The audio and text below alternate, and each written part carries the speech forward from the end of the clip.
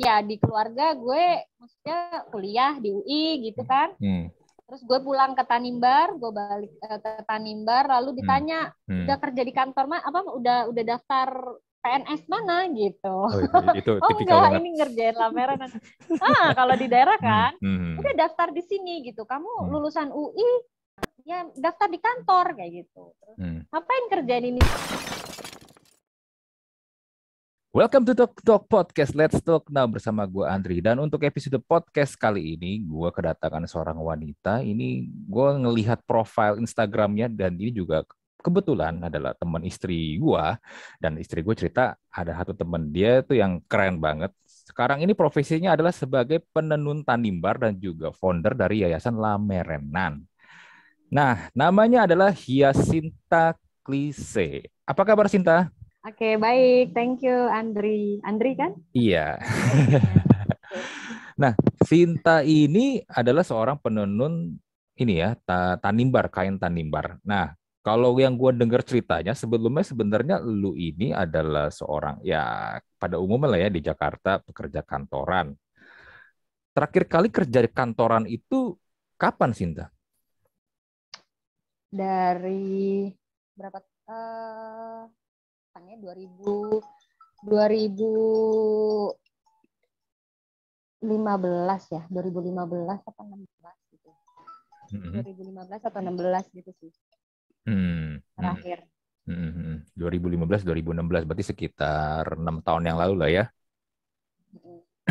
Itu terakhir kali kerja sebagai apa tuh? Gue pernah kan backgroundnya pajak sebenarnya, perpajakan. Nah, jadi apa namanya ya, pekerjaannya di seputar finance, ada pernah juga jadi peneliti pajak gitu, researcher di lembaga peneliti pajak, juga ada konsultan pajak kayak gitu. Jadi sebenarnya pekerjaannya itu terus gitu. Cuma hobinya ya memang passionnya itu di kegiatan budaya gitu, kegiatan budaya sama sejarah gitu. Jadi sepanjang kerja juga aktifnya di komunitas-komunitas budaya dan sejarah gitu. Ada Love Our Heritage dulu, terus jadi kayak volunteer di Kota Tua gitu ya. Mungkin sebenarnya passionnya itu gitu. Terus kenapa memutuskan akhirnya keluar dari kerjaan? Maksud gua kan ya kerja di Jakarta, ya, pajak juga salah satu profesi yang oke lah ya di Jakarta ya. Itu langsung resign lalu memutuskan switch ke menekuni tenun Tanimbar ini atau gimana sih prosesnya? Enggak, jadi ya itu apa namanya ada sebelum resign gitu. Pertamanya mendirikan ini ya Lamerenan ini itu sambil kerja juga gitu. Nah, terus mulai freelance, habis itu resign tapi tetap freelance. Jadi sepanjang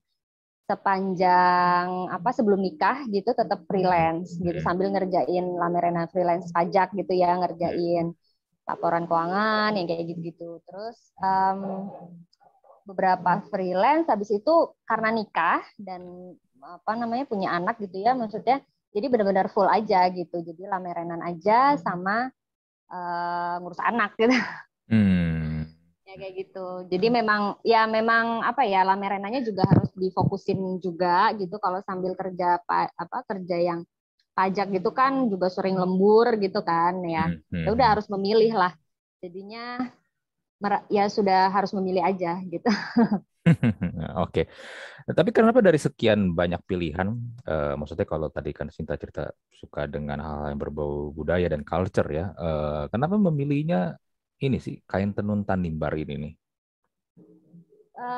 Perjalanannya panjang juga sih ya, maksudnya dulu juga bersama komunitas Love Our Heritage namanya, itu juga melestarikan angklung juga sempat gitu, maksudnya ikut turut serta gitu, terus bikin sanggar angklung bareng mereka gitu, terus nah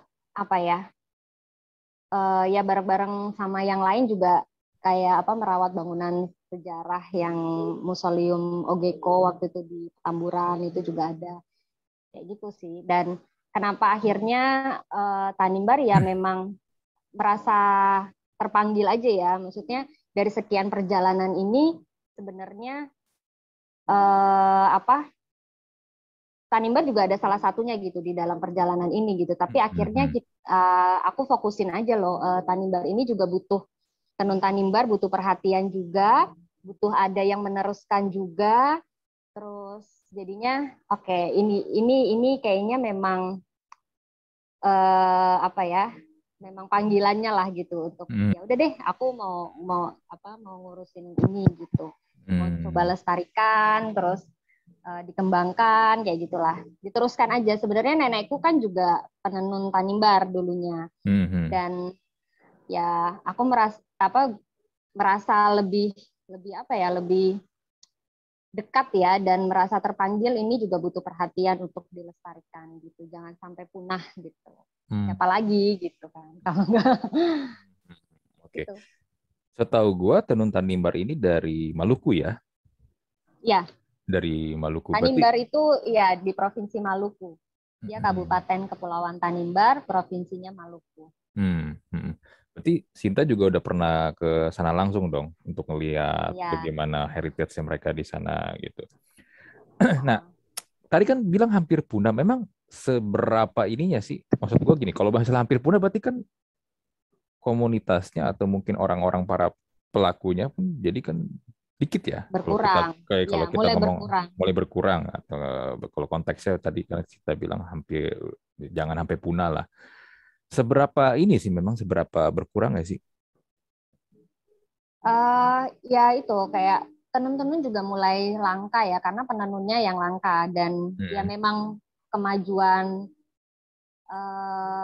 zaman gitu ya, maksudnya anak-anak juga sudah tidak tertarik gitu untuk menjadi penenun kayak gitu kan, dan banyak keluar sekolah di luar gitu. Ya nggak salah gitu, maksudnya cuma tetap harus ingat kita punya warisan gitu loh, maksudnya ini tradisi warisan yang sebetulnya juga sangat berharga gitu. Jadi walaupun kuliah tinggi, bekerja di apa gitu, tapi ini seperti sesuatu yang kalau memang tidak mau jadi profesi nggak apa-apa gitu, tapi ini tetap dijaga gitu. Jadi kayak tradisi teknik menenunnya, cara menenunnya kayak gitu sih. Karena ya ini kan warisan ya, turun temurun gitu, dan bisa jadi potensi ekonomi juga kalau memang mau serius di sini. Tapi kalau memang tidak mau serius, nggak semua orang juga profesinya harus jadi penenun kan sebenarnya. Tapi menurutku ini seperti kemampuan memasak misalnya gitu. Maksudnya nggak semua orang juga bisa pintar jadi koki, tapi semua orang bisa minimal memasak gitu kan, untuk kebutuhan dirinya sendiri gitu. Nah, tenun itu kan sebenarnya juga di sana sangat dipakai untuk adat kayak adat pernikahan, ada kematian ya kan, tenun gitu. Nah, kalau tidak ada di dalam satu keluarga itu memang benar-benar tidak ada kain, itu kan gimana gitu, harus membeli, dan membeli jadi mahal gitu kan. Padahal semua orang zaman dulu itu di rumah itu pasti ada yang bisa menenun di dalam satu rumah gitu. Pasti ada kan, kalau di rumah itu pasti ada nasi gitu kan. Maksudnya menenun ini sebenarnya sangat penting gitu, ada di rumah orang Tanimbar misalnya untuk adat. Dan kalau tidak ada berarti tidak ada adat dong gitu. Bagaimana menjalankan adat itu gitu. Jadi gitu. Nah, sekarang kan berkurangnya karena itu kan, karena ya tidak menarik gitu. Dan itu yang aku mau kembali, bukan mau memperlihatkan lagi, ini tuh sebenarnya menarik loh gitu. Maksudnya tenun itu cantik gitu, tenun itu menarik, dan ini berguna kan buat adat gitu nantinya gitu. Maksudnya buat anak-anak muda juga dihargai kok gitu. Maksudnya ya mau memperlihatkan itu, mempopulerkan lagi lah gitu. Ya mereka bangga sih, mereka masih bangga. Cuma ada juga kehilangan kemampuan untuk mewarnai dengan pewarna alam misalnya. Itu kan sebenarnya juga jadi bergantung sama bahan-bahan dari luar daerah itu gitu.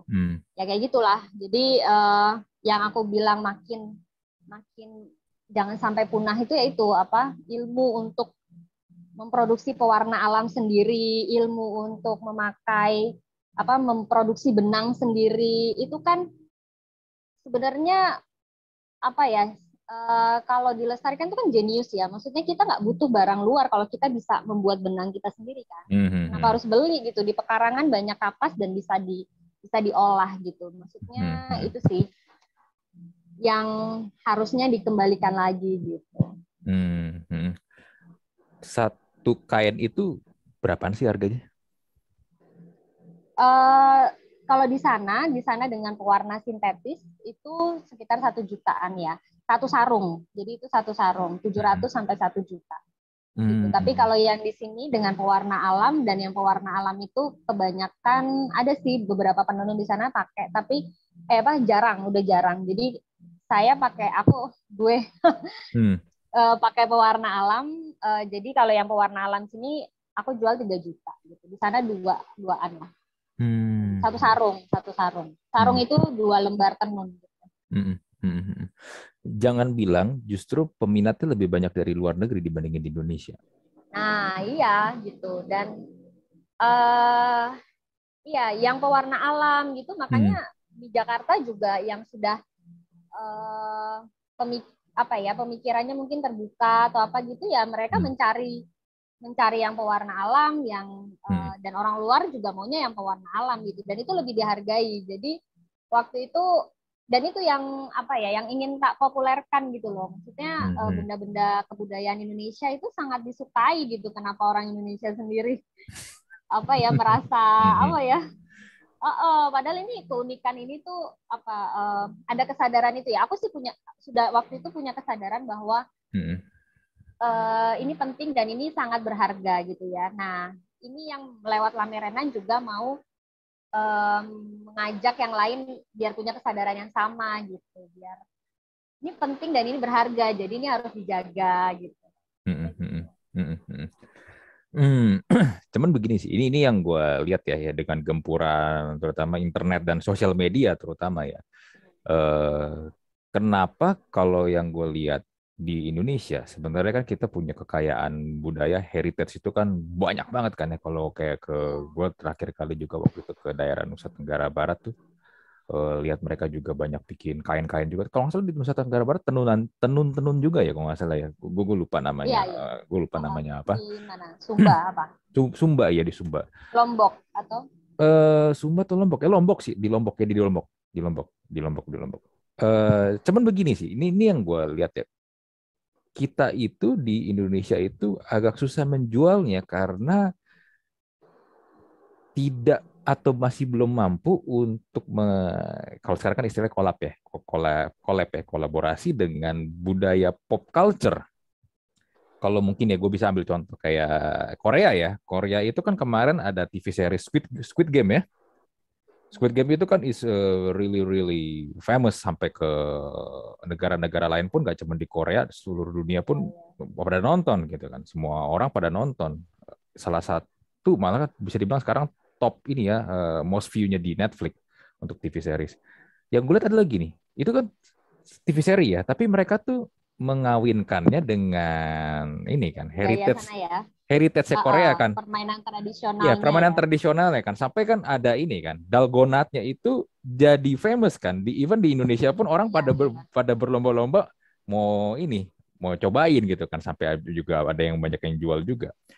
Dan ini menurut gue yang sebenarnya agak susahnya gini loh. Satu sisi memang kita nggak bisa mengesampingkan peran pemerintah ya, karena kalau di Korea kan pemerintah support banget untuk begini-begini kan. Mereka kan emang sekarang ini jualannya adalah ya pop culture-nya mereka, K-pop kan. K-pop kan yang mendatangkan wisatawan datang buat ke Korea. Nah, sedangkan kalau di kita ini, gue sorry itu sih ya, tapi gue masih melihat ada kita berkutat dengan hargailah karya anak bangsa. Iya, belum ada ininya ya, wujudnya yang benar-benar. Sebenarnya idenya banyak loh sebenarnya dari anak-anak muda Indonesia nih sekarang udah keren-keren banget lah, idenya banyak ya, betul. Jadi harus semua pihak gitu, pemerintah, banyak pihak mendukung gitu loh. Idenya tuh bagus-bagus loh, maksudnya anak-anak muda sekarang tuh udah keren-keren banget lah. Nah, kita juga harus belajar memang dari zaman dulu, ini nggak cuma Korea yang sekarang udah nge-booming ya, sebenarnya India coba. dari zaman kita kecil itu kuch-kuch hotahe kan, maksudnya semua orang tahu gitu loh. Maksudnya mereka mengangkat culture-nya mereka gitu, mengangkat culture mereka sampai orang-orang lain di luar mereka tetap pakai culture-nya, tapi orang lain malah ngikutin kok gitu. Sekarang Korea juga begitu gitu. Nah, sebenarnya ya itu apa ya? Harusnya muncul kesadaran itu gitu. Maksudnya, nah itu yang mereka mengangkat budaya lokal mereka dan akhirnya terkenal. Kenapa kita harus ke barat-baratan misalnya ya? Maksudnya kenapa kita nggak ngangkat budaya lokal kita dimasuki dikolaborasiin itu tadi sama budaya modern, lalu ya bikin terkenal. Nah, banyak sih sebenarnya. Memang betul butuh kayak apa ya, marketingnya yang luas lah, butuh bantuan memang. Ya maksudnya nggak bisa kayak perfilman kita juga banyak banget yang udah ngangkat ini kan, ngangkat budaya lokal dan terkenal juga, tapi kan kalangannya malah keluar gitu ya. Maksudnya kalangan Indonesianya, anak-anak muda sekarang, generasi TikTok ini gitu, maksudnya masih agak belum kok kayaknya malah belum kenal gitu loh. Nah, ya itu. Jadi memang apa ya perlu belajar juga sih dari Korea itu. Ya dukungannya harus banyak sih. Kalau ide mah banyak banget lah. Indonesia tuh keren-keren lah. Anak mudanya juga udah keren-keren. Sebenarnya sekarang juga udah mulai nih. Ada satu ini baru mungkin juga bisa diangkat nanti kalau lewat podcast kayak gini gitu ya. Ada akun Remaja Nusantara namanya. Itu keren-keren banget. Jadi dia itu benar-benar dia juga pernah ngomong juga kayak gini, maksudnya tentang yang foundernya juga bilang ya itu orang-orang luar gitu kayak India, kayak Korea itu mengangkat budaya lokal kita juga. Nah dia mengangkat anak-anak remaja itu di TikTok di apa gitu pakai kain gitu. Jadi tapi modern banget gitu, kain yang dipakein atasnya kemben lah apalah gitu. Dan kemarin dia bikin acara kayak di klub gitu ya, maksudnya kayak party gitu, tapi harus pakai kain gitu. Dan yang datang tuh maksudnya yang keren-keren lah gitu, ABG sekarang gitu. Ya kayak gitu. Nah ini mulai bermunculan kayak gitu kan, dan harusnya didukung kayak gini juga, kayak dipopulerkan gitu loh lewat sosial media, lewat TikTok, lewat apa gitu. Nah kalau sudah dipopulerkan kan anak muda juga biasanya kan ikut-ikut kan. Kalau ini udah kelihatan keren gitu, ya berarti dia akan ikut. Gitu. Ya. Bener. Ditungguin aja sih. Maksudnya memang mungkin prosesnya nggak bisa instan juga ya, biar mereka pingin untuk mengikuti, karena kan pengaruh luar tuh kuat banget gitu kan. Nah, jadi ya semoga walaupun prosesnya lama tapi tetap nantinya juga tetap kayak gitu kita gitu kan. Kita kayak K-pop lah apalah tapi pakai budaya lokal kayak gitu. Bener. Karena jujur aja ya, sometimes kalau tadi kan mungkin pertanyaan adalah kenapa anak muda banyak yang belum tertarik untuk budaya kita sendiri. Ya kemasannya kan menarik sih. Iya. Sebenarnya banyak yang menarik, tapi itu kurang tersebar luas. Itu juga sih, benar. Kurang tersebar luar. Nah, itu yang butuh untuk bantuan banyak orang, pemerintah atau apa untuk menyebar luaskan. Aduh, pokoknya kalau jadi kayak followernya sedikit misalnya gitu, padahal dia idenya keren banget gitu. Atau dia tersebarnya malah di luar negeri misalnya, karena memang kurang dihargai di sini misalnya, atau kurang malah nggak terkenal di dalam sini, tapi di luar malah dia lebih terkenal misalnya kayak gitu. Kayak gitu sih sebenarnya.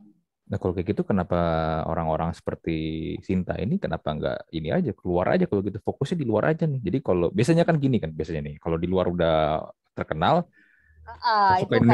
masuk ke Indonesia, lebih gampang. Jadi prosesnya tuh kayak agak muter dikit nih. Ya udah kita terkenal di luar dulu aja nih. Ntar kalau udah di luar terkenal baru kita masuk ke dalam. Kayak gitu. Penetrasi baru ke Indonesia gitu. Resource-nya aku yang belum ada. Resource-nya yang lumayan, usahanya juga ini. Ya paling beberapa kali memang yang pembeli ya, misalnya pembeli atau beli kain dan kerjasama misalnya yang kayak ini memang banyak kan malah dari luar memang gitu. Iya. Itu sih memang. Benar. Desainer, jadi aku tuh kerja sama biasanya sama desainer. Nah, desainer ini yang udah punya pasar di luar juga gitu. Waktu itu pernah dibawa juga ke Amerika kayak gitu gitulah, fashion show di sana yang gitu. Jadi, nah itu gara-gara itu juga. Jadi akhirnya mulai, aku sih targetku ya sebenarnya juga lingkup kecil dulu ya. Maksudnya anak muda Tanimbar lah. Anak muda Tanimbarnya mungkin sepupuku sendiri misalnya gitu kan, sepupuku sendiri gitu. Itu akhirnya melihat gitu, oh tenun Tanimbar sampai luar juga ya kayak gitu.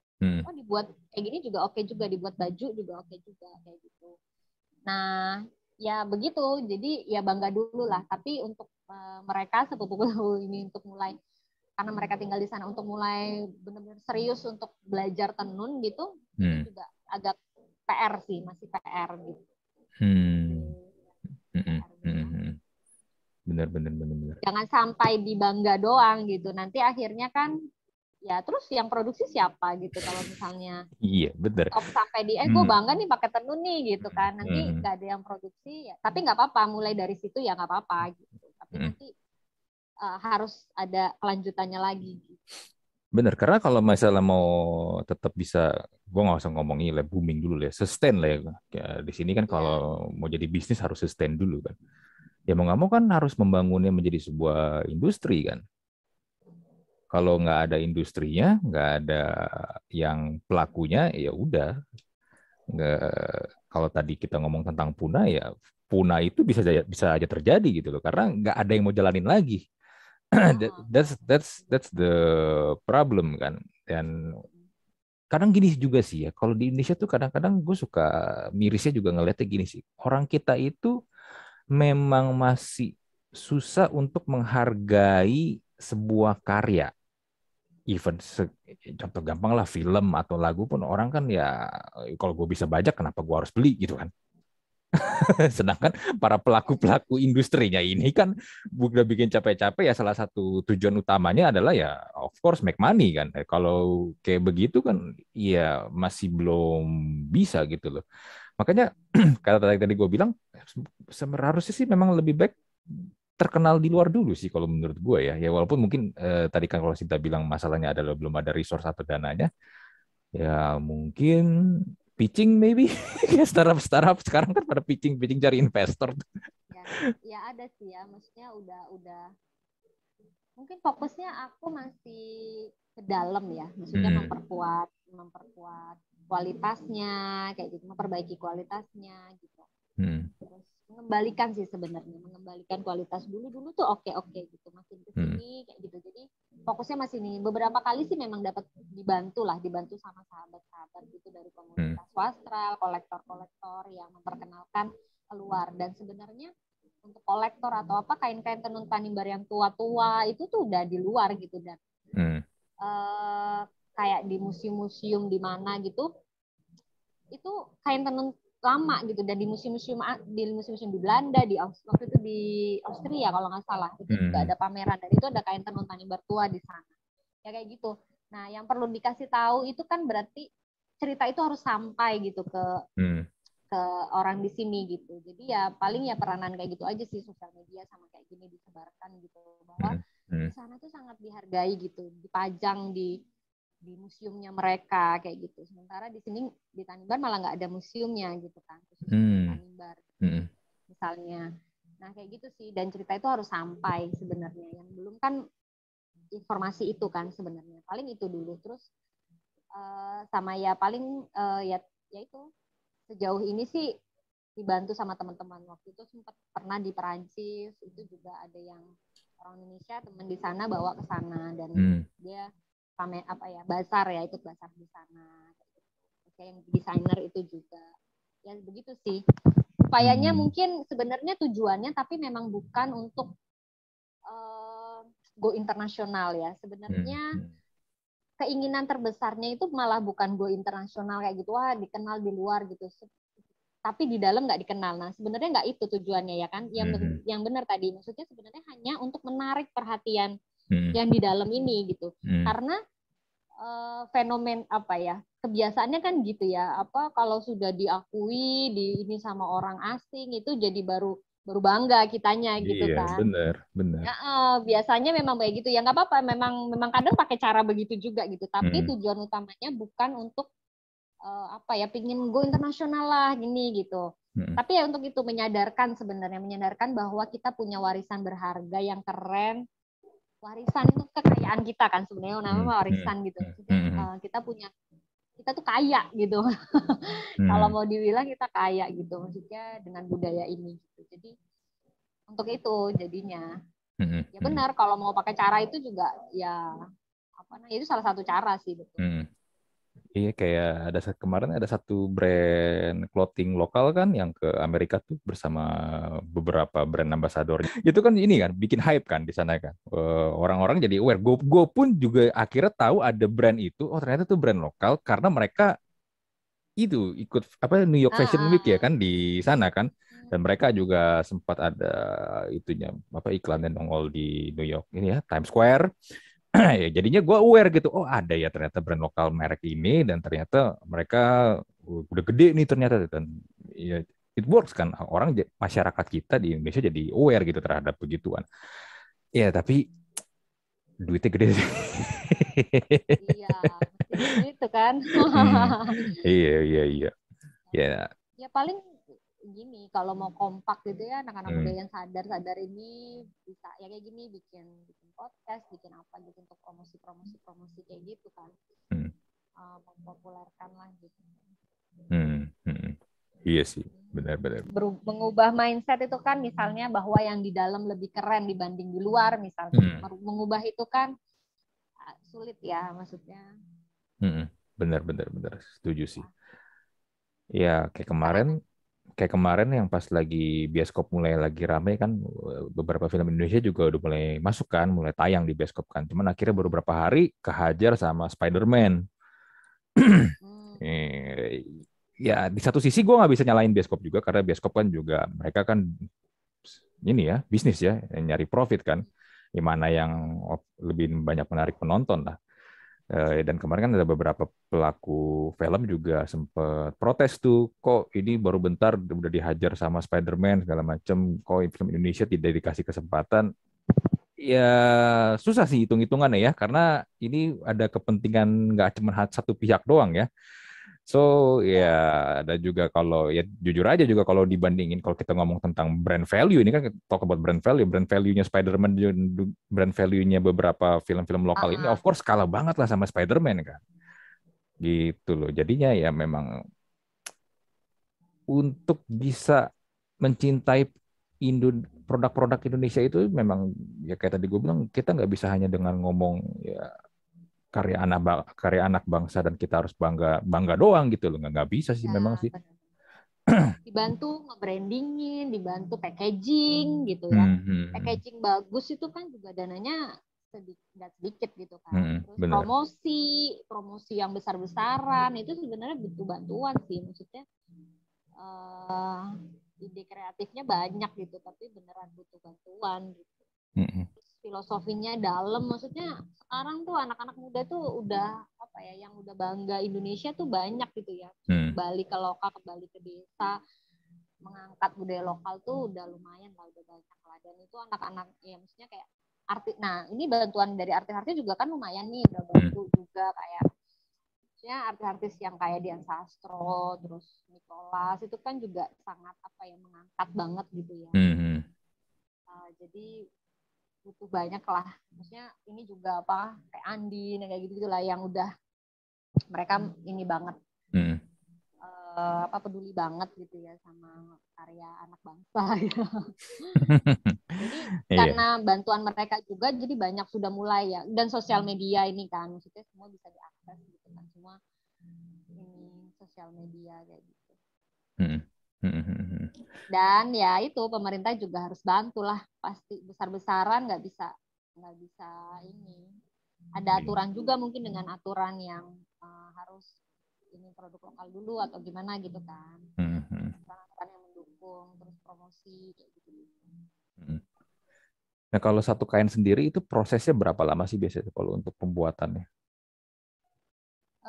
Mulai dari apa ya, mulai dari jadi gini, proses ini kan ada kain itu ini disebutnya tenun ikat gitu kan. Karena dia itu cirinya kan ada di motif. Motifnya ini cara untuk bikin motif adalah mengikat benang. Ditutup, diikat. Ikat itu tujuannya untuk ditutup biar saat dicelup, yang ditutup itu jadinya nggak kena warna gitu. Jadi ini kan benang putih, ditutup kan, biar jadi motif. Lalu habis itu dicelup. Nah, dicelup jadi dia jadi yang putih-putih ini jadi yang diikat gitu kan. Jadi dia nggak kena warna gitu pas dicelup itu. Nah, itu juga prosesnya udah berapa ya mengikat itu? Jadi kalau satu kain itu mungkin bisa paling cepat kalau tidak melakukan apa-apa gitu, bener-bener nenun aja, itu mungkin 3 minggu ya, paling cepat 3 minggu sampai 1 bulan. Tapi itu pewarna sintetis ya. Nah, tapi kalau pewarna alam itu mungkin bisa 2 bulan kayak gitu. Tapi itu juga gini ya, maksudnya aku belum menghitung dari betul-betul memintal kapas, karena kita sudah terpotong gitu, karena sudah tidak ada kan di sana yang bisa, sama yang pewarna alamnya ini sudah tidak ada yang ini, jadi itu sudah terima jadi gitu ya pewarna alam yang aku kerja sama di sini sama ada orang perkumpulan gitu warna alam, jadi aku kasih benang ke sana yang sudah warna alam, dan tapi yang bagian ini penenun sendiri gitu. Nah, itu sebenarnya segitu, tapi itu udah terima jadi. Tapi sebenarnya kalau dimulai dari proses yang mewarnai, memintal, belum proses ngambilnya kayak gitu, itu ya bisa lama ya, bisa mungkin 5 bulan atau apa. Ngambil apa? Bahan dari misalnya pewarna merah dari mengkudu, akar mengkudu kan ngambil dulu kayak gitu. Nah, yang mengerjakan itu kan biasanya ibu-ibu kan, memang ibu-ibu gitu. Jadi tenun itu diwariskan ke perempuan-perempuan Tanimbar. Nah, ibu-ibu gitu kan juga punya pekerjaan lain gitu kan, yang penting juga dia juga ke ladang kemana gitu. Jadi tenun mungkin hanya dikerjakan dalam 1 hari itu mungkin berapa 5 jam mungkin ya, mungkin 5 jam gitu. 1 hari yang dikerjakan, dia punya pekerjaan lain, ngurus anak lah, memasak lah, ngapa-ngapain gitu. Nah, dan itu juga pegel kan, jadi harus istirahat gitu. Jadi ya itu hanya dalam 1 hari mungkin 5 jam, bisa cepat selesai, tapi sekarang sih udah banyak yang cepat sih, seminggu juga udah banyak yang jadi. Tapi sebenarnya yang kurang hanya pingin cepat aja gitu. Menurutku kurang baik hasilnya, karena memang kebutuhan untuk cepat menghasilkan uang aja, cepat dijual gitu. Nah, yang aku tekankan di sini sama kakakku gitu, kita yang betul-betul dipikirkan, nggak perlu cepat gitu. Nah, itu bisa, kalau sama aku bisa misalnya 2 minggu tuh paling cepat gitu. Tapi pelan-pelan tapi bagus kayak gitu. Jadi gitu. Prosesnya kayak gitu. Dan ini nggak bisa, ya kalau misalnya menenun aja itu ya seminggu sampai 2 minggu ya, menenun doang gitu. Tapi kan ada acara adat lah, ada ke gereja lah, ada apa gitu-gitu kan. Malam kan kadang kalau mati lampu atau apa tidak bisa lagi nenun gitu. Jadi ya segitu sih, prosesnya bisa agak lama ya. Iya. Memang prosesnya aja lama ya, jadi nggak heran juga kalau nanti misalnya secara harga juga tinggi ya, karena prosesnya susah dibikinnya. Proses juga susah. Nah, jadi memang akhirnya juga secara harga tinggi karena juga penenunnya makin langka kan, makin jarang gitu. Jadi orang Tanimbar pun yang memang di keluarganya tidak ada yang menenun sudah harus membeli gitu, dan mengeluh juga harga kain mahal kayak gitu kan. Nah, itu sebenarnya kalau kita juga bisa menghasilkan sendiri, kita membuat sendiri, kita ngolah sendiri dalam satu rumah aja, itu kan pasti ya mengurangi itu ya, maksudnya jadi kita ditabung pelan-pelan gitu, jadi kayak nabung kain pelan-pelan di lemari kayak gitu ya, maksudnya ya jadi sustain sebenarnya, jadi sustain gitu. Nah, tapi memang masih punya nilai jual juga jadinya keluar ke orang di luar Tanimbar misalnya, atau ke yang memang yang tidak bisa menenun. Nah, itu ada nilai jualnya karena memang lama. Dan kalau di luar kan sekarang handmade itu kan memang sangat dihargai ya. Jepang kayak gitu tuh handmade itu craft ya, pokoknya handicraft ya, itu dihargai banget lah. Justru malah yang pewarna alam, terus sekarang juga sudah dipopulerkan eco fashion kan. Emma Watson segala ngomongnya eco fashion gitu-gitu. Jadi slow fashion gitu. Nah, tenun-tenun Indonesia itu menjawab kebutuhan itu pasar dunia gitu loh sebenarnya. Jadi sekarang itu kan slow fashion ini sangat sustain ya. Kalau apalagi yang benar-benar di NTT yang masih kapasnya dari pekarangan gitu. Jadi dia pintal dari benang loh. Itu dari benangnya aja sudah sangat sangat handmade ya. Benangnya handmade sendiri, tenunnya handmade sama terus pewarnanya handmade. Perwarnanya ya dibuat tangan juga dan dari pekarangan sekitar gitu. Wah, itu tinggi sekali ya sebenarnya harganya dan nilainya juga tinggi sekali dan kalau mau dibilang itu slow fashion gitu ya, mau memakai bahan itu, wah itu menjawab banget. Ada kok pasar jadi ada pameran-pameran internasional yang eco fashion gitu ya, tentang eco fashion lah. Ya itu kalau memang pemerintah gitu ya, misalnya mau membawa tenun atau siapa gitu ke luar dan nggak perlu bikin yang langsung gimana ya, memenuhi kebutuhan pasar yang banyak massal gitu ya. Kita bisa sedikit tapi harganya tinggi gitu. Jadi pilih dan sustain dan lestari kan. Lestari lingkungannya, nggak ada bahan-bahan kimia yang merusak kesehatan gitu kan, merusak alamnya gitu. Jadi memang lama sekarang tapi itu harganya tinggi gitu. Tinggal cari pasarnya dan pasarnya ada sebenarnya. Kayak gitu loh. Jadi pasar dunia tuh ada sekarang juga. Iya. Jadi jangan juga sekarang ini lama terus nggak memenuhi ini nih kalau mau dibuat baju-baju produksi massal ya jangan, memang ini bukan kelas untuk itu gitu, ini kelas seni ya sebenarnya, kelas kayak gitu. Bener. Berarti memang ini bukan massal. nggak cocok jadi retail sebenarnya ya. Iya memang dan ya jadi ini adalah kayak jadi penenun itu seniman sebenarnya gitu. Jadi dia kayak menjual, aku juga kayak menjual lukisan gitu kalau mau menjual satu begini nih hasil karya tangan gitu ya, hasil karya seniman kayak gitu. Memang ya nggak cocok jadi retail gitu dan memang sekarang ada kayak keinginan untuk wah ini kurang nih kalau misalnya untuk dijual banyak gitu. Untuk apa gitu? Maksudnya sebenarnya kita bisa gitu dengan harga yang tinggi, dengan mempertahankan ini bisa, tapi harganya tinggi. Caranya ya dipopulerkan aja gitu. Maksudnya dikasih pengertian edukasi pasar gitu bahwa ini memang kain berkualitas tinggi gitu. Maksudnya dibuat dari awal dengan tangan gitu lah. Maksudnya dengan gitu keahlian membuat kain itu oleh orang desa gitu ya, orang-orang kampung. Ternyata mereka sangat jenius untuk membuat kain gitu loh. Ya ini maksudnya aku tuh penuh rasa takjub ya, kenapa aku benar-benar ingin terjun ke sini karena yang dipandang sebagai orang kampung, orang desa, dia bisa buat kain loh gitu. Dia bisa bikin bajunya sendiri tanpa membeli orang, tidak bergantung sama orang lain gitu maksudnya. Nah, itu kejeniusan itu ya aku akhirnya takjub ya maksudnya, dan itu harus dihargai. Dan maestro kain itu terus ya untuk meningkatkan, maksudnya tetap butuh ekonomi ya gitu, untuk meningkatnya itu ya butuh bantuan untuk dipasarkan kayak gitu. Dan jangan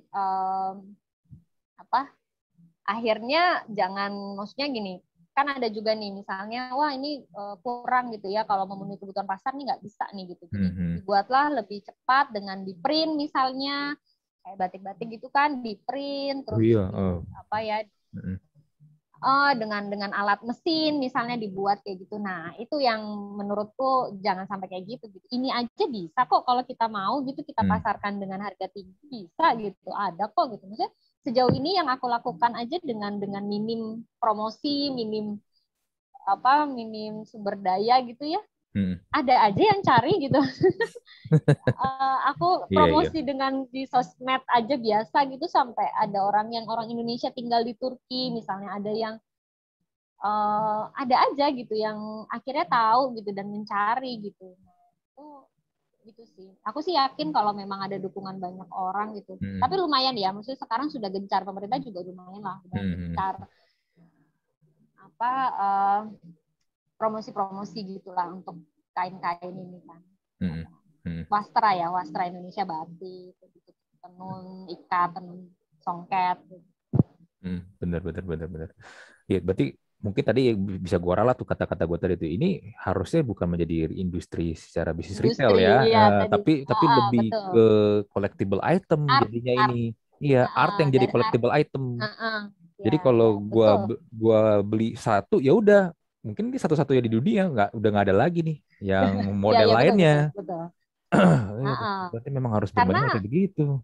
walaupun motif mungkin sama ya, tapi secara detail, kadang kan warna mencelup itu kadang karena dikerjakan orang, besoknya dia nyelup nggak akan dapat warna merah yang sama gitu loh. Maksudnya, bener. besoknya nyelup lagi, kok warnanya pudar kak gitu, kok warnanya lebih bagus misalnya kayak gitu. Ya manusia bukan mesin gitu loh. Dan sebenarnya itu mahalnya sebenarnya. Maksudnya itu kerennya malah di situ gitu, karena satu-satunya gitu kan. Ya ada yang sama gitu. Aku bikin beberapa mungkin sama gitu. Ada orang PO gitu ya, pre-order gitu. Tapi aku mengurangi sih pre-order karena ya itu ada yang mengerti bahwa ini pasti akan beda, tidak akan sama persis. Tapi ada juga yang kok nggak sama banget gitu.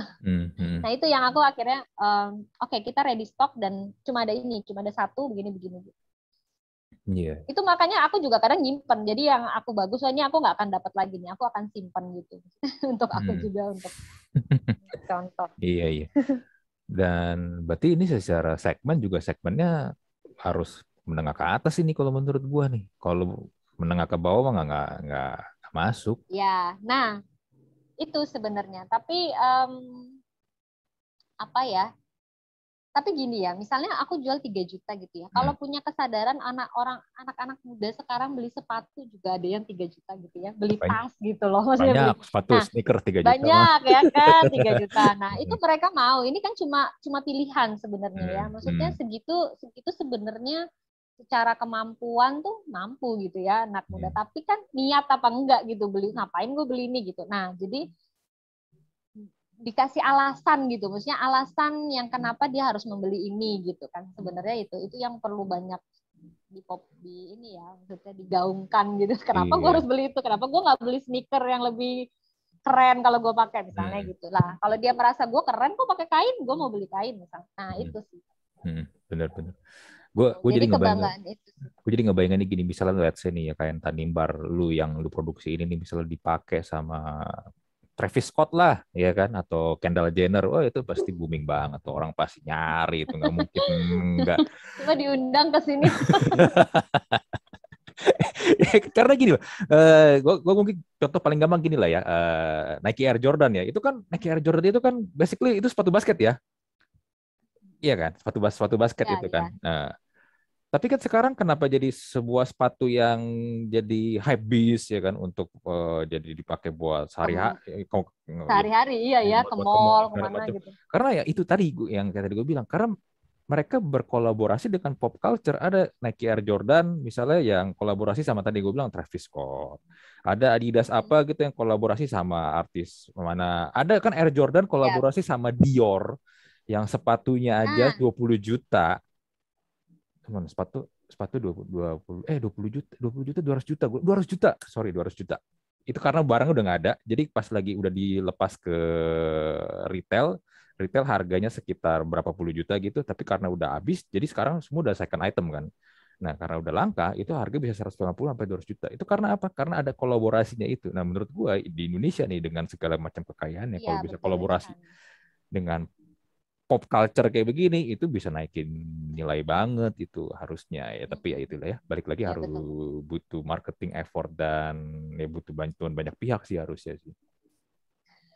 Iya, pikirannya udah ke sana nih. Iya. Ya, tapi memang harus gitu karena ya kayak tadi kita bahas ya, kalau ngarepin orang-orang kita doang nih yang supaya sadar atau dengan ya hargailah cintailah karya anak bangsa, nggak bakal masuk. Iya, memang nggak bakal masuk itu karena ya jujur aja memang banyak yang kayak begitu. Mau gimana, kenyataannya gitu. Tapi keren sih, gue kayak kemarin ke Jogja ke segala macam, ke Bali juga ya kan, sebenarnya kita kan punya banyak ini ya warisan-warisan. Kalau misalnya kita ke Bali pun, kalau kita ke pura mana atau kemana, kita juga suka nonton kecak segala macam itu kan hiburan yang bagus ya, keren ya maksudnya ya. Ya seharusnya kita sih yang ya kalau dari gue sih memang nggak bisa terlalu yang gimana-gimana, tapi at least misal dengan gue ngundang lu gitu dengan konten podcast ini, ya gue sih berharap orang aware gitu loh, oh ada loh yang kayak Tanimbar kayak begini gitu loh. Tanimbar tahu kan ya di Maluku. Dia perbatasan, dia terdepan ya, termasuk kepulauan terdepan lebih dekat ke Australia gitu. Jadi di bawah banget. Jadi kalau Ambon terus dia ke bawah. Iya, iya. Ya, menarik sih. Harusnya bisa sih dieksplor ini mah, cuman ini doang sih temen dia memang sih strateginya aja menurut gue yang memang belum ketemu. Ya, strategi. Sebenarnya ya walaupun sedikit ya, sebenarnya gini, walaupun sedikit kalau aku lihat ya, penenunnya memang sudah mulai berkurang gitu. Tapi tenunan itu lumayan banyak kok. Maksudnya banyak yang tidak terserap malah pasar gitu, kurang promosi aja gitu. Mereka satu kampung misalnya kerja sama, jadi di satu kampung itu ada kampung penenun misalnya gitu ya, kerja sama untuk bikin kain, yang satu bagian ini, yang satu bagian ikat, yang satu bagian itu bisa cepat gitu selesai gitu. Tapi ya itu kurang promosi untuk apa namanya, disebar luas apa ya, jadi promosi pemasarannya, marketingnya gitu. Benar. Terus bahan bakunya juga harus disediakan yang baik gitu ya, yang berkualitas juga gitu. Nah, kalau kebetulan kan ini aku keluarga penenun yang akunya di Jakarta yang benar-benar riset gitu kan, riset, oh ini benang ini bagus, benang ini aku kirim ke sana ke kakakku dia yang nanam di sana. Ini yang disukai warnanya kayak gini, kayak gitu. Nah, di sana itu butuh gitu sebenarnya. Jadi butuh juga pendamping begitu gitu loh, pendamping yang mungkin anak-anak mudanya yang di sana yang punya saudara apa gitu, butuh begitu gitu.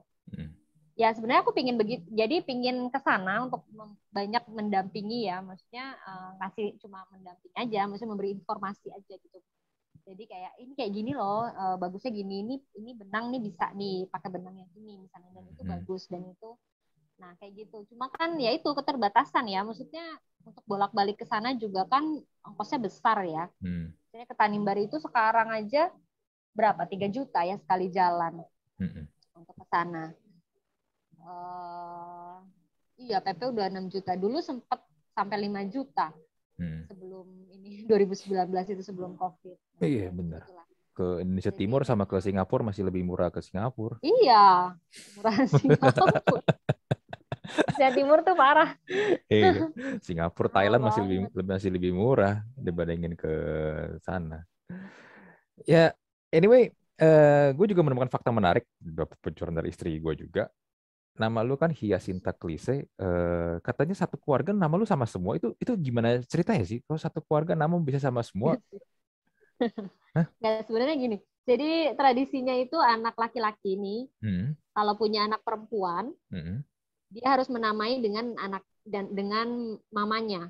Kalau dia punya anak laki-laki pertama, dia harus namai dengan nama bapaknya, kayak gitu. Nah, Oh, jadi aku samanya itu sama sepupu-sepupuku yang anak-anak perempuan pertama. Jadi dari om-omku kan, gitu. Jadi kalau apa namanya? Tahu kan ya maksudnya, jadi kalau anak laki-laki gitu, anak laki-laki yang bawa marga itu, dia punya anak perempuan nih, dia harus kasih nama nih ke nama mamanya sama persis. Kalau dia punya anak laki-laki, dia harus kasih nama-nama bapaknya sama persis. Nah, dia kan, bapakku kan punya adik kakak kan, yang cowok-cowok juga. Anak-anaknya dia yang perempuan kan jadinya dinamain sama ibunya kan. Jadi kan sama aku sama sepupu-sepupuku tuh sama namanya jadinya. Kayak gitu. Jadi cuma mulai ke sini-sini tuh ditambahin, jadi namanya nggak sama persis, yang mulai ke generasiku ya, misalnya kakakku kan laki-laki nih, aku laki-laki, jadi dia punya kewajiban kalau dia punya anak perempuan dia harus namain nama mamaku kan. Kalau dia punya anak laki-laki dia harus namain nama ini, tapi karena udah generasi sekarang jadi nggak plek-plek namanya disamain, jadi cuma ada satu komponen yang misalnya nama Tanimbarnya apa, nanti nama baptisnya pakai nama yang lain yang dia pingin lah kayak gitu. Tapi kalau generasi papaku itu plek-plek nama mamanya gitu. Jadi ya sepupu-sepupuku yang anak perempuan pertama nih, sesama sepupu, sama namanya. Sama persis. Nah, yang gue Nah, bingung jadi gini, Lamerena. kalau Renan itu kan nama nenekku. Nama Renan. Sebenarnya aku ambil nama nenekku jadi nama brand dan nama yayasan. Jadi aku punya dua di sini, ada ya CV ya, masih CV bentuknya sama yayasan. Tapi namanya sama Lamerenan. Nah itu pakai nama nenekku. Tapi sebenarnya itu juga namaku karena namaku kan dipakai nama nenekku kan sebenarnya dari bapakku. Gitu. Jadi ya itulah. Nah, gue penasaran gini, lu kalau satu keluarga ngumpul, manggil tuh gimana manggilnya? Iya, jadi ada satu sepupuku yang tinggal sama aku, namanya sama kan, Sinta. Sama, Sinta klise sama, persis. Sinta Lamerenan Klise. Jadi, Sinta kecil, Sinta besar. Ada lagi Sinta yang satu. Jadi, misalnya Sintanya, jadi bapak, om ya. Omnya manggilnya kan bapak juga di sana. Jadi kayak Sintanya bapak Iyas gitu, Sintanya bapak ini, Sintanya Kak Eli, Sintanya ini gitu. Jadi manggilnya sama semua. Sintanya siapa? Sintanya Eli. Oh oke. Iya, kalau manggilnya Sinta semua ya Sinta yang mana nih? Kayak mana Sintanya Eli ya gitu. Kayak film Spider-Man kemarin, Peter Parker ada 3 dipanggil gitu. Peter tiga-tiga nengok iya Peter yang mana? Sekarang udah lumayan ada nama sandingannya yang beda. Jadi dipanggilnya yang satu ini, yang satu ini. Ada nama apa ya? Ditambah-tambahin lah ya, generasi sekarang pingin agak ke barat-baratan gitu, ditambahin nama Tanimbar, ditambahin nama Baptis, gitu lah. Oh, iya. Jadi yang dipanggil nama baptisnya biar nggak sama. Gitu. Kalau generasi aku ini sama semua persis. Agak-agak mirip sama Bali ya. Bali kan kalau nggak Putu, Made, Ketut. Oh iya. Habis itu balik lagi kan, Putu, Made, Ketut, muter-muter terus tuh. Oh iya, itu malah lebih ini. Temen kan mereka ada nama-nama belakangnya lah ya, yang Imade siapa, Iputu siapa gitu kan. Iya, ya menarik ya. Ini budaya yang ini gue nggak pernah dengar dulu, jujur aja teman, karena istri gue kemarin cerita, ini namanya satu keluarga sama semua Hyasinta Klise itu. Lah itu gimana kalau mau manggil, gue bilang. Itu jangkauan aku juga kali ya. Maksudnya aku menceritakan di sosial media gitu. Maksudnya ini cara aku juga gitu, menceritakan dari hal yang kecil ya. Maksudnya dari pengalamanku di keluarga atau apa. Jadi orang kayak teman-teman ya kayak Dewi gitu ya, kayak siapa gitu teman ojek taunya Sinta Tanimbar gitu. Maksudnya itu brand ya. Maksudnya itu apa ya? Ya, your personal itu, branding. Jadi image-nya itu sih. Image-nya. Jadi kayak gitu kan sebenarnya. Memang tadinya nggak sengaja gitu. Memang aku pingin cerita gitu. Aku juga pingin cerita gitu. Jadi di Instagram tuh rutin ceritanya tentang ini gitu. Nah dengan begitu kan jadi mulai tahu, oh ini ada Tanimbar ya. Tanimbar tuh mana gitu kan. Maksudnya. Ternyata bener ya. Sampai suka diceritain. Iya, karena itu sesuatu hal yang menarik sih menurut gue, karena ya gimana ya, yang gue kenal sampai sekarang teman-teman gue, saudara-saudara gue namanya beda semua. Iya kan, kayak gitu. Tapi ini juga maksudnya lo kan ini ya modern juga nih, maksudnya tapi tertarik untuk mengangkat ini gitu, itu kenapa tuh? Sekarang gantian gue nanya. Karena gini loh. Misalnya kan tua gitu ya, maksudnya tenun gitu. Karena gini, menurut gue setiap manusia, setiap orang itu punya cerita. Ya kan, lu pun juga punya cerita kan. Setelah kita ngobrol kurang lebih hampir sejam di sini, lu punya cerita gitu. Dan menurut gue semua orang tuh punya cerita yang menarik. Tinggal bagaimana kita menggalinya. Dan menurut gue cerita lu itu punya poin-poin yang menarik. Satu, kain Tanimbar, come on. Berarti kan lu sama Dewi, kalau temen berarti kan kurang lebih seumuran lah ya, sepantaran. Berarti kan sepantaran sama gue juga. Ngapain repot-repot lu ngurusin kain tenun Tanimbar, sedangkan lu punya pilihan yang lebih banyak sebenarnya kan, untuk misalnya ngerjain hal yang lain. Bener gak? Tapi lu mau repot-repot menjalankan hal ini yang mungkin ya secara di mata orang lain ya, atau mungkin secara mata industri di Indonesia itu nggak seksi ya kan, karena kan yang seksi itu adalah yang bisa ngasilin duit banyak kan.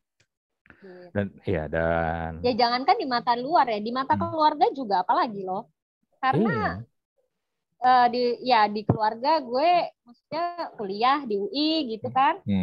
Terus gue pulang ke Tanimbar, gue balik ke Tanimbar, lalu ditanya udah kerja di kantor udah daftar PNS mana gitu. Oh, itu Oh tipikal enggak, banget. ini ngerjain lameran. Kalau di daerah kan, udah daftar di sini gitu. Kamu lulusan UI, pajak kayak gitu. Terus kenapa nggak daftar dibilang kantor ya? Maksudnya kantor itu kayak kantor pemerintahan gitu. Kalau di sana ya daftar di kantor kayak gitu. Terus ngapain kerjain ini? Lalu aku gue belusukan ke mana, ke kampung-kampung cari motif-motif tua yang kayak gitu-gitu. Ngapain?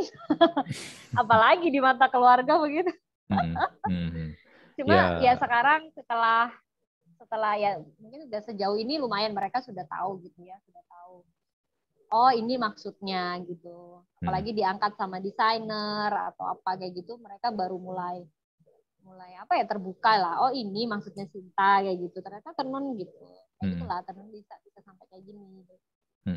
Bener. Nah itu juga sebenarnya ya mungkin mirip-mirip kayak podcast yang gue lagi jalanin sekarang juga sih. Ya, gue pengen supaya orang-orang tuh bisa belajar banyak hal baru sebenarnya. Walaupun sebenarnya konten-konten edukasi juga bukan sesuatu hal yang seksi juga ya. Seksi. Kalau kita ngomong tentang ini ya, konten creation ya di dunia digital sekarang ya. Tapi ya mau sampai kapan kita mau dihajar dengan konten-konten receh terus yang tidak ada edukasinya, yang kita digempur dengan konten hoax. Menurut gue gerah sih jujur sih. Dan ya kita kan nggak bisa hanya mengharapkan juga dari satu atau dua sosok doang, iya kan. Dan saya misalnya podcast Deddy Corbuzier itu kan udah gede kan, tapi kan kita nggak bisa ngandelin dia doang terus. Kalau misalnya one day dia nggak ada gimana? Iya kan. Dan seluas-luasnya jangkauannya dia pun juga pasti ada batasnya kan, gitu loh. Dan menurut gue ya orang-orang lain juga Mungkin harus ada yang tidak terangkat juga, yang di luar bisa jadi di luar penglihatannya dia kan banyak yang tidak terangkat kan. Banyak yang tersembunyi nih kayak gue mungkin.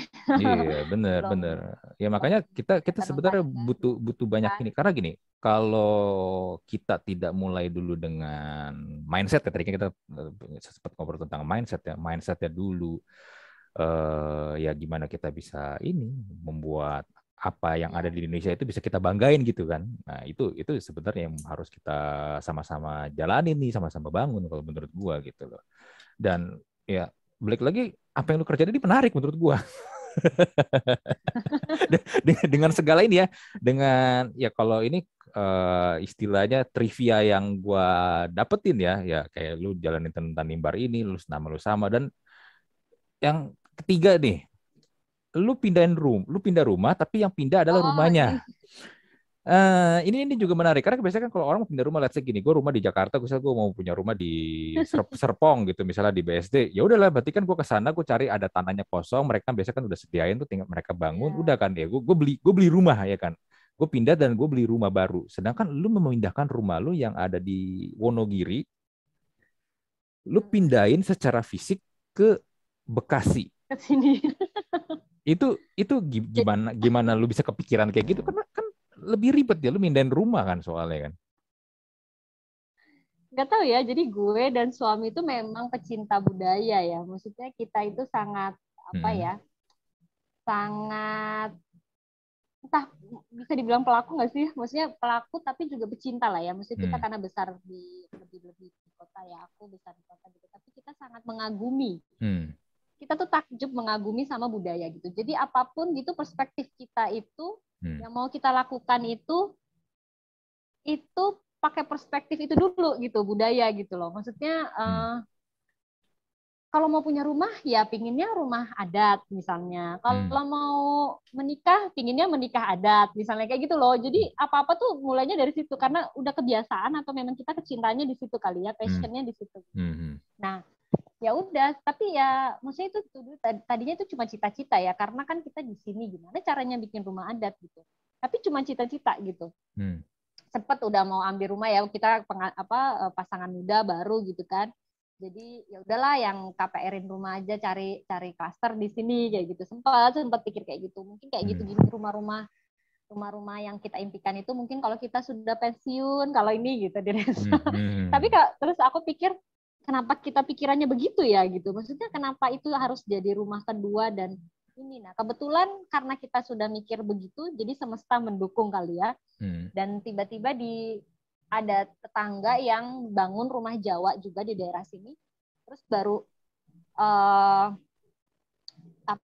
tapi dia tembok, jadi dia tembok bukan kayu gini kan, jadi dia cuma bawa kayu-kayunya aja, dan dia orang tua gitu, mesti dia orang tua, dia punya tanah agak lebar, karena kebetulan aku tinggalnya Bekasi yang kampung ya, kampung sawah namanya, jadi tanahnya masih lebar-lebar gitu. Terus aku bilang, kan kita pingin kayak gini kan, ya udah kita bikin kayak dia aja gitu kan. Jadi aku akhirnya beli tanah di sini. Jadi beli tanah yang aku pikir mau akan bangun nanti gitu, kapan-kapan pelan-pelan sambil tinggal di rumah orang tua dulu kan, sambil nyari-nyari rumah udah jadi gitu ya, rumah jadi untuk cicilan gitu. Terus akhirnya pas itu baru ingat lagi, kenapa kita nggak bikin kayak gini aja. Nah terus ya udah bikin rumah limasan, tapi nyari rumah di Jawa sebenarnya. Jadi ini rumah orang gitu, karena rumah suamiku yang di Jawa itu bukan rumah kayak gini, bukan rumah kayu, dia udah rumah tembok gitulah, udah rumah modern. Nah gitu. Jadi akhirnya, oh iya, pindahin aja gitu. Jadi kita beli rumahnya udah begini nih. Terus dibeli, dipretelin, dibawa ke sini, dibangun di sini sama. Gitu. Jadi, nah emang lebih repot, tapi lebih berkesan ya menurutku ya. Kadang tuh kita hanya memikirkan repotnya kan di awal gitu kan. Tapi sebenarnya bisa kok gitu kalau mau gitu. Sebenarnya bisa kalau mau dijalani. Terus dan ini jadi rumahnya itu dipretelin ya, maksudnya kayu-kayunya dibongkar. Dibongkar sampai genteng-gentengnya, sampai semuanya itu dibawa 2 truk ke sini. Baru dipasang lagi. Tukangnya ya sama, tukangnya di sana sama tukangnya di sini ikut gitu loh, tukangnya ngikut ke sini terus ngebangun, karena harus rumah Jawa. Sebenarnya kendalanya sih memang kayak sekarang nih mau ada perbaikan gitu ya. Tukang sini nggak banyak, tukang Jakarta gitu ya, Bekasi gitu, itu nggak banyak yang bisa kayu gitu. Perkayuan itu agak susah sekarang, kendalanya memang begitu. Memang ya kita nanti maksudnya ini udah dibangun pondasi sebenarnya, pondasi untuk kalau misalnya sewaktu-waktu sudah tidak ada kayu lagi yang bisa dipakai, tidak ada tukangnya lagi, untuk mungkin pakai tembok gitu akhirnya. Cuma ya sebisa mungkin kita lestarikan kayak gini, dan kayu yang dipakai kan kayu bekas, jadi rumah lama ada yang baru sih, ada beberapa yang baru tapi diganti, tapi yang kayu yang bekas yang masih bisa dipakai kita pakai. Jadi nah kalau konsep suamiku itu kan memang green ya, maksudnya pinginnya rumah yang ramah lingkungan loh. Masyarakat rumah adat itu sangat ramah lingkungan gitu, nggak perlu mikir-mikir ramah lingkungan itu misalnya daur ulang apa. Itu sangat ramah lingkungan, dan ini memenuhi keinginan kami juga gitu, konsep kami gitu, yang ingin kalau mau ramah lingkungan. Dan ini rumah second bukan baru, semua benda-benda, dan aku juga sukanya barang antik ya, maksudnya memang kayaknya udah passion aja ya, jadi suka lemari-lemari lama, kursi-kursi lama gitu, yang tahun-tahun jadul kayak gitu. Terus tempat tidur dari Simbah, kelihatan nggak? Kelihatan. Oke gitu, itu zaman dulu banget itu tempat tidur ya? Iya makanya. Jadi ini memang ini rumah yang berisi barang-barang museum. Iya, dulu nenek dari bokap gue dulu masih pakai kasur ranjang model kayak gitu tuh. Ranjang itu kan, itu cuma Iya. diganti busa gitu, karena nggak ada kapuk sekarang. Iya. Kapuknya ada, cuma covernya itu udah yang nggak enak kan, yang nggak covernya tuh udah yang nggak adem. Iya. Yang polyester gitu. Nah, ya gitu. Jadi memang kita itu kesukanya itu ya, maksudnya kesukaan budaya, sejarah, benda-benda antik ya kayak gitu sih. Gak tahu ya ini kesurupan apa. Gak kesurupan lah, ini berarti kan memang lu sukanya begini ya kan. Lu berarti Ya, suka berbau-bau hal yang vintage berarti dong ya? Ya, suka-suka vintage gitu loh. Berarti mobil juga vintage nih? Vespa sih, belum punya mobil. Oh kan, Pinginnya begitu. Vespanya Vespa lama? Ada Vespa lama. 70 ya, kali 70 berapa gitu. Ya Vespa mertua sih suamiku. Gitu. Sukanya yang vintage juga aja. Maksudnya ya sejalan lah, maksudnya tenun tanimbar, sejalan dengan pingin living, dengan budaya, itu sejalan sih. Karena suami kan juga sukanya naik gunung gitu kan ya, yang lebih ke alam gitu. Terus sih. Aku suka budaya, dia juga suka budaya juga sih. Ya, aku suka alam juga gitu. Ya gitu. Iya, gue liat Ya di ini sebenarnya Instagram gini, lu merit di hutan di Gunung Salak ya kalau nggak salah ya. Gunung Salak yang di gereja sini sih, tapi itu kayak resepsi dan itu juga itu mestakung banget lah, semesta ini banget lah. Maksudnya itu tadinya berawal dari kayak kita ngebayangin seru juga ya kalau kita resepsi camping gitu kan. Gak mungkin, orang tua pasti nggak bolehin kayak gitu. Terus tiba-tiba juga ada apa saudara, kebetulan orang Tanimbar, temennya bapak juga, dia punya camping ground gitu di sana. Dan ramah inilah, ramah orang tua dan ramah anak lah ya gitu maksudnya. Akhirnya bapak mau karena itu orang Tanimbar gitu yang punya kan. Tadinya nggak kepikiran ngapain sih nikah di resepsi di camping ground di atas gunung, repot lah segala macam gitu kan. Terus ternyata ya itu karena ini akhirnya mau semuanya, malah seru. malah camping, jadi teman-teman camping dan low budget loh, maksud tuh kalau mau yang unik yang ini itu low budget banget, ini juga low budget, rumah juga nggak apa ya, bisa gitu kalau kita mau lebih usaha mikir gitu, nggak, kalau terima jadi kan memang jadinya akhirnya lebih mahal gitu kan, itu harga yang harus dibayar gitu karena orang lain yang memikirkan. Nah kalau kita mau lebih memikirkan berarti kita lebih murah gitu bayarannya gitu, biayanya. Benar. Gitu. Sama kayak pernikahan kayak gitu. Iya. Akhirnya didukung aja sih. Berarti sekarang nih yang seru mau aja sih. merit ya, yang mau merit sekarang nih, kalau alasan pandemi udah nggak bisa dipakai lagi, bilang aja alasannya mau merit di hutan gitu, lebih low budget gitu. Oh iya benar. benar. Jadi dulu tuh teman-teman datang aja semua diundang. Tapi gini ya, kalian camping. Jadi bawa perlengkapan camping, makanannya kalau kurang. Jadi kalau makanan kurang, bakar sendiri. Jadi teman-teman ada yang bawa bakar jagung sendiri. Padahal makanan kita sediain gitu. Tapi maksudnya kan ngeri ya, takut kurang gitu kan. Terus ternyata cukup gitu. Maksudnya ternyata cukup. Tapi mereka udah bawa perbekalan sendiri. Kayak udah pada bawa apa namanya, jagung bakar lah, apalah. Kasihan banget ya. Udah suruh datang lah. Udah suruh datang, meritan orang, apa ya, kasih angpau, gue suruh masak sendiri. Mau lagi. Mau lagi. Iya. Tapi menarik sih gini, gue ngobrol sama lu ya, kita kan baru kenal lah ya kayak di podcast ini ya. Tapi gue ngeliat lu adalah orang yang menarik gitu. Lu ya gimana ya? Gue mungkin bisa bilang lu orangnya, lu dan suami ya lebih tepatnya. Aneh. Bukan aneh, out of the box lah, unik gitu loh.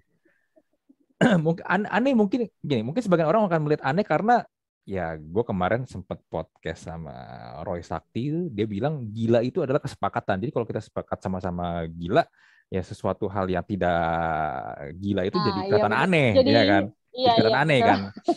Tapi menurut gue gini loh, mungkin karena lu bukan lu melakukan suatu hal yang mungkin tidak banyak orang pada umumnya lakukan gitu loh. Jadinya mungkin lu terlihat, kalau ada orang yang bilang aneh ya itu pendapat mereka ya. Tapi gue melihat lu lebih ke unik sih. Karena unik karena lu memang mencintai apa yang lu kerjakan, apa yang lu lakukan, dan ya lu total di situ. Nggak setengah-setengah. Kadang-kadang kan ada orang gitu kan, ya suka tapi ya setengah-setengah gitu. Nggak dikerjainnya juga ya gitu-gitu aja. Gitu. Iya sih, memang kayak menikmati aja gitu. Awalnya juga memang kayak ya udah gitu, orang gue suka kok, kan kelihatan ya sebenarnya bukan untuk dilihat, pingin kelihatan aneh doang gitu loh. Maksudnya pingin kelihatan unik kan juga ya mungkin ada pikiran ya ini mungkin pingin kelihatan unik aja, pingin kelihatan anti mainstream aja gitu. Tapi kalau gue ya emang gue suka gitu, gue jalanin aja gitu. Maksudnya orang juga akan tahu sendiri gitu. Memang itu yang dia suka, bukan karena memang pengen kelihatan aneh aja gitu. Nikah di gunung misalnya pengen kelihatan anti mainstream aja gitu. Orang suka gitu. Dan kalau di gue, kenapa pengen cari yang halaman luas gitu? Karena gue mau menunjukkan budaya Tanimbar lagi-lagi gitu ya. Kalau di gue kepentingannya itu gue pengen nunjukin. Jadi dengan nikah di gunung waktu itu, kita bikin makanannya itu bakar batu namanya. Jadi masaknya di dalam tanah. Pakai batu bara, ditutup tanah, daun pisang, tanah gitu. Sebenarnya itu harusnya ada babi, ada ayam dimasukin situ sama ubi singkong. Tapi karena ada saudara juga yang muslim, jadinya nggak pakai itu, jadi cuma ubi dan singkong. Dan itu makanan utama loh. Kue pernikahanku nggak pakai kue gitu ya, jadi pakai ubi singkong gitu, dan itu kan murah banget gitu, tapi kan unik gitu. Dan cuma sampai saudaraku yang orang Tanimbar juga itu malah nggak kepikiran, nggak apa-apa sih, karena di sana itu untuk makanan kayak kita kumpul di pantai kayak gitu, bukan untuk pesta yang besar pernikahan gitu kan. Nggak apa-apa, aku mau itu. Akhirnya om-omku tuh yang bikin bakar batu di tanah, dan hanya bisa dilakukan kalau kita nikahnya di lapangan kan gitu, maksudnya di hutan gitu. Kalau di gedung kan nggak bisa Ya gitu. nggak mungkin, langsung nyala itu Jadi terpenuhi. airnya. Ya, jadi terpenuhi juga keinginanku gitu untuk memperkenalkan itu ke teman-teman yang lain gitu, yang pada datang ke undangan itu, atau mungkin di sosial media saat aku cerita gitu, maksudnya terpenuhi gitu, keinginanku terpenuhi. Suamiku yang memang senangnya camping, ngumpul sama teman-teman gitu, dengan sambil camping itu terpenuhi juga. Bapakku yang kalau pesta menurut dia itu orang Tanimbar harus joget gitu kan sampai pagi. Nah kalau kita di gedung nggak bisa nyewa sampai pagi gitu. Akhirnya terpenuhi juga, terakomodir semua keinginan gitu sebenarnya kalau kita pengen senang-senang gitu. Ya kayak gitulah jadinya. Apa yang kita lakukan itu bukan untuk kelihatan unik aja lah, kita sukanya ini mau gimana. Iya benar. Kayak gitu. Kalau lu suka ya udah lu jalanin, lu kerjain gitu. Iya, dan Nggak apa peduli ya, orang ngomong ya apa. kayak rumah ini juga sebenarnya juga antara kita suka dan ini budgetnya itu terbatas gitu. Waktu itu untuk mau bangun rumah budgetnya terbatas, dan bikin rumah ini tuh sangat apa ya, sesuai budget gitu jadinya. Maksudnya nggak sekarang kan berapa, 300-an ya minimal ya kalau di sini. Bangun rumah belum tanahnya gitu ya. Ini sama rumah sama tanah gitu. Waktu itu ya kalau nggak aneh-aneh nih, kalau nggak aneh-aneh rumahnya aja. Kalau tanah memang sesuai JOP ya, sekitar 200 waktu itu, zaman 2019 ya, 2 juta ya semeter di sini. Nah, terus ini 100, terus udah gitu 100 meter. Nah, terus rumah itu kalau kita nggak aneh-aneh sebenarnya ya 30 juta itu kita bisa tinggal gitu. Udah. Maksudnya ya? Listrik, rumah itu kan cuma butuh sebenarnya listrik, kamar mandi, air. Air, kamar mandi, listrik, udah kan sebenarnya apa lagi. Nah, ini kan karena kita pinginnya misalnya ada apa gitu. Jadi kita udah tinggal di udah terbangun gitu 70 itu udah bisa tinggal. Tapi ya misalnya kayak finishing pelan-pelan kita 70 juta tuh bisa tinggal loh di dalam rumah gitu, di Jakarta, di mana Jabodetabek gitu kan. Gitu sih. Jadi ya antara pingin sesuai passion tapi juga karena nggak ada dananya juga. Karena pengen merajut. Jadi mengakomodir kan. Jadi pelan-pelan maksudnya, jadi kita bisa tinggal tapi pelan-pelan dibenerin, pelan-pelan dibenerin kayak gitu sih. Iya.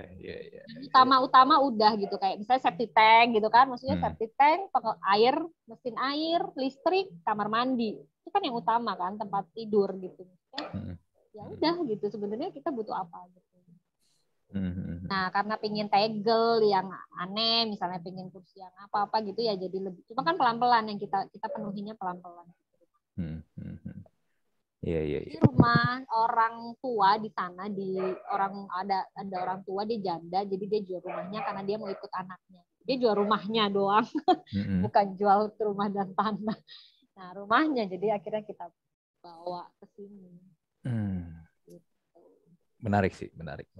Ini mungkin ini pertama kali gue podcast sama orang yang seperti lu sih, dengan sini ya segala macam passion lu, dengan segala macam keunikan lu. Tapi kayak gue sih jujur gue respect dan gue salut dengan lu sih, karena balik lagi lu ngejalanin gitu dan lu happy. Yang penting itu sih ya, lu suka, lu jalanin dan lu happy. Sebenarnya gini ya, tantangannya juga malah misalnya keluarga gitu, ini rumah apaan sih gitu kan, juga ada yang rusak-rusak lah ya kayu-kayunya gitu. Maksudnya orang sekitar gitu, di sini juga ada rumah yang gede, yang tingkat, maksudnya yang gedong lah gitu. Terus ada yang orang sekitar juga apa ya?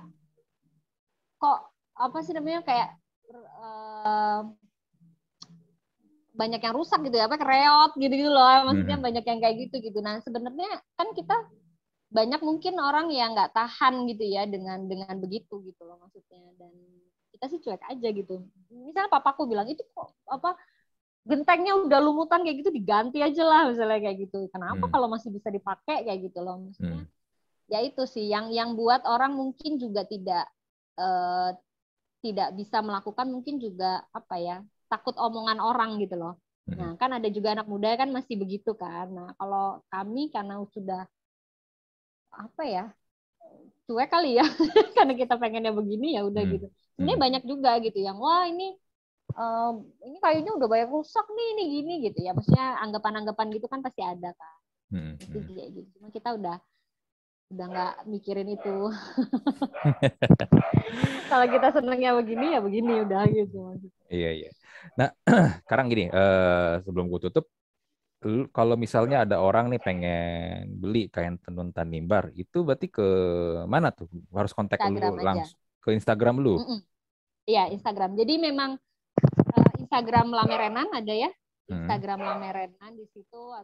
Ya di situ ada WA. Jadi WA-nya memang ke gue. Jadi soalnya ini kan karena gue sendiri juga pingin kenal sama pembelinya gitu. Karena kadang-kadang kan kayaknya cuma satu, cuma ini. Jadi memang ada usul untuk kayak masuk ke marketplace atau apa gitu ya. Sama website-nya dibuat apa sih yang bisa buat jualan langsung. Gitu. Cuma untuk saat ini tuh gue pilihannya tuh gue pengen ngobrol sama pembelinya. Jadi gue tahu kain gue tuh akan kemana kayak gitu.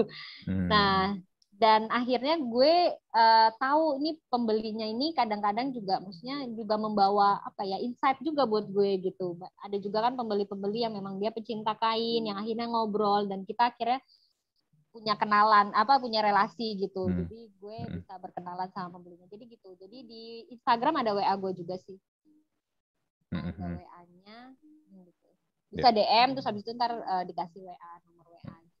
Ntar link Instagramnya ntar gue taruh di ini lah ya, di kalau untuk description. anak-anak muda nih ya kadang-kadang ya maksudnya gue bikin kayak gini, kaos-kaos gini. Jadi ini permintaan sih sebenarnya. Jadi dulu pernah sempat bikin kolaborasi juga sama orang yang bikin kaos gitu. Jadi gue kayak tenunnya. Nah tenunnya ini kan masih pewarna sintetis kalau yang ini, kelihatan ya.